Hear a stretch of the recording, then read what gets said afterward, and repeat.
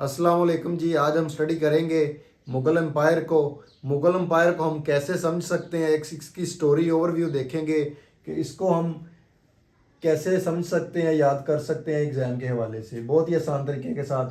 तो मुग़ल एम्पायर से इसका जो बैकग्राउंड है उसको देख लेते हैं थोड़ा सा। मुग़ल एम्पायर से पहले चल रही थी दिल्ली सल्तनत। दिल्ली सल्तनत की जो आखिरी डायनेस्टी चल रही थी वो थी लोधी डायनेस्टी। और लोधी डायनेस्टी में तीसरे हुक्मरान मींस के लोधी डायनेस्टी के आखिरी हुक्मरान थे इब्राहिम लोधी। तो मुगल एम्पायर से पहले इब्राहिम लोधी की हुकूमत थी जो जिसका टेन्योर था 1517 से लेके 1526 तक। तो ठीक है, तो आगे जाके फर्स्ट बैटल ऑफ पानीपत होती है। पानीपत के मकाम पर 1526 में इब्राहिम लोधी के दरमियान और ज़हीरुद्दीन बाबर के दरमियान। राणा संगा राजस्थान से इब्राहिम लोधी को दावत देता है कि तुम आके इधर हमला करो और इब्राहिम के साथ मुकाबला करो। तो राणा संगा का जो माइंड था कि ज़हीरुद्दीन बाबर आएंगे, इब्राहिम को शिकस्त देंगे और हुकूमत मुझे दे जाएंगे, मगर ऐसा नहीं हुआ। 1526 में फर्स्ट बैटल ऑफ पानीपत की जंग होती है, इब्राहिम लोधी हार जाते हैं, बाबर जीत जाता है और अपनी हुकूमत बना लेता है। और यहाँ फिर ज़हीरुद्दीन बाबर रखता है मुग़ल एम्पायर की बुनियाद रखता है। ठीक है, तो यहाँ से आगे हुक्मरान शुरू हो जाते हैं, मुग़ल एम्पायर मुग़ल बादशाह शुरू हो जाते हैं। ज़हीरुद्दीन बाबर यहाँ आके मुग़ल एम्पायर मुगलिया सुल्तनत की बुनियाद रखते हैं। यहाँ से आगे मुगलिया सुल्तनत शुरू हो जाती है जिसका टेन्योर 1526 से लेके 1707 तक है। इसके 1707 के बाद आगे लेटर मुग़ल हो जाते हैं। वैसे नॉर्मली जनरली इसको टोटल ओवरऑल मुग़ल एम्पायर में ही काउंट किया जाता है। तो 1526 में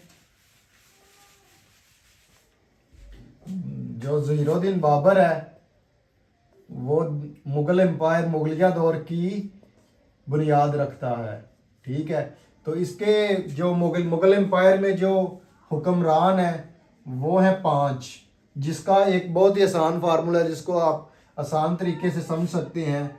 वो बजसा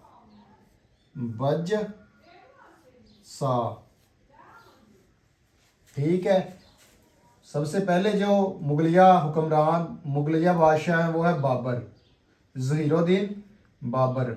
फिर आगे बाबर का बेटा आ जाता है हुमायूं, हुमायूं का बेटा अकबर, अकबर का बेटा जंगीर, जंगीर का बेटा शाहजहां, शाहजहां का बेटा औरंगज़ेब।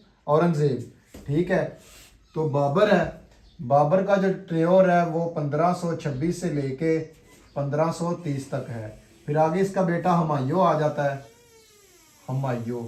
हुमायूं का दौर है 1530 से लेके 1540 तक, और फिर 55 से लेके 56 तक है। ठीक है, फिर आ जाता है अकबर।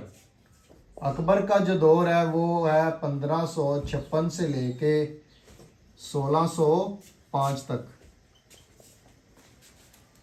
फिर इसके आगे बेटा आ जाता है जंगीर। जंगीर का जो टेन्योर है वो 1605 से लेके 1627 तक है। ठीक है, फिर आगे आ जाता है शाहजहां।